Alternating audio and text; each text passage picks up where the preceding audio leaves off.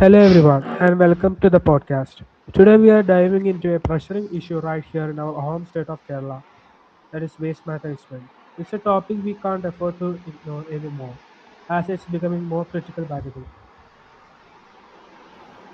Absolutely, Nitin. Kerala is famously known as Godson country, celebrated worldwide for its lush greenery and pristine backwaters. But the ugly truth is that our increasing waste generation is slowly choking their beauty and it affecting both our environment and our daily lifestyle. Today, we are unpacking how we got here and how we fix it. To solve the problem, we first need to understand what we are dealing with. Our daily garbage isn't just one thing. It's a complex mix of biodegradable food waste, single-use plastics, e-waste from our old gadgets, and even hazardous biomedical waste. And the biggest hurdle isn't just the amount of waste, but how we treat it at home. And the main issue is a lack of improper segregation at the source. When we throw wet food scraps into the same bag as plastic bottle or old batteries, we make it nearly impossible to recycle. That creates a massive bottleneck later in the disposal chain. When that mixed waste ends up in open dumps or landfills, the environmental toll is devastating. As it rots, it produces leachate, a toxic liquid that seeps into Kerala's high water table, polluting our wells, rivers, and soil. And not to mention the severe impact on public health. We see this every monsoon season. Improper waste disposal creates breeding grounds for mosquitoes and rodents, leading to spikes in vector borne diseases like dengue fever, leptospirosis, and cholera. It's literally making us sick. But it's not all doom and gloom. Technology is stepping in with some fascinating solutions. We are now seeing the implementation of smart bins equipped with IoT sensors. These sensors alert municipal workers exactly when a bin is filled, optimizing collection routes and saving fuel. We also have GPS based waste tracking system to ensure garbage trucks actually reach their proper destination. Beyond collection, there's processing technology. Biomethanation plants are now being used to convert large-scale organic waste into biogas electricity. For non-biodegradable waste, advanced recycling technologies and modern material recovery facilities are helping us turn trash back into valuable resources instead of burying it in the ground. The government has also shifted its strategy and moving away from the massive centralized dump yards. Kerala has introduced decentralized solid waste management systems and program driven by the Shujitwa mission aim to process waste locally at the panchayat or municipality level. A standard success has been the door-to-door collection system, largely driven by the Haridha Karma Sena, our local green action force. Paired with statewide awareness campaigns, they have drastically improved the systematic collection of dry plastics from households.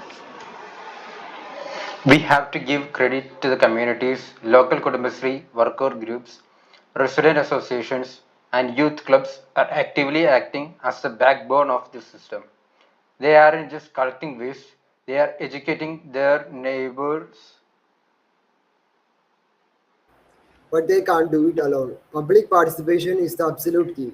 A multi-million rupee processing plan is completely useless if citizens refuse to separate their plastic from their food waste.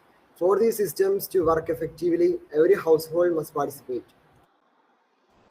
When we do get it right, the results are immediate. These decentralized efforts have made many neighborhoods noticeably cleaner, revived local streams, and significantly reduced local air and soil pollution levels. There's an economic upside too. This isn't just about cleaning up, it's about the circular economy. These initiatives have created thousands of green job opportunities in the waste management, collection, and recycling sectors, empowering thousands of women across the state. Still, we have a long way to go. A major challenge remains the NIMBY syndrome, not in my backyard. People want their waste collected, but nobody wants a processing plant near their home.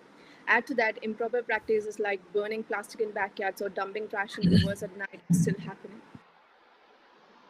And let's be honest, technology isn't cheap. IoT system and biogas plants require significant initial investment and more importantly, consistent skill maintenance to function well over the years.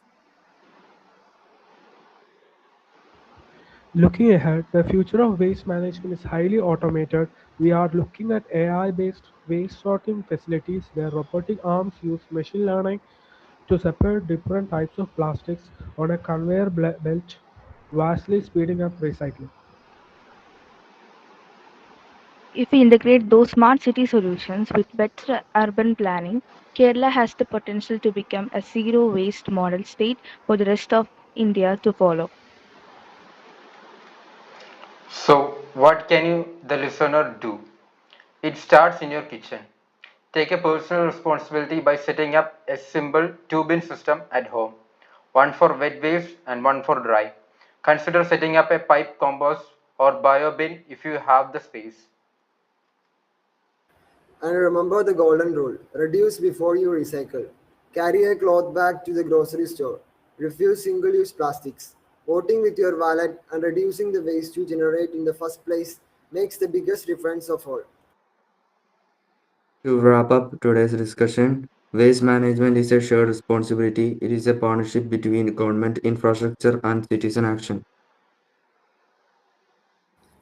Technology is a fantastic tool that can help us scale our efforts, but only if we feed the right inputs and use it properly. Never underestimate your own impact. Small, consistent actions from individuals, like washing a plastic container before recycling it, can lead to a massive environmental changes. Let's all do our part. Let's work together for a cleaner, greener, and healthier Kerala. Thank you for listening.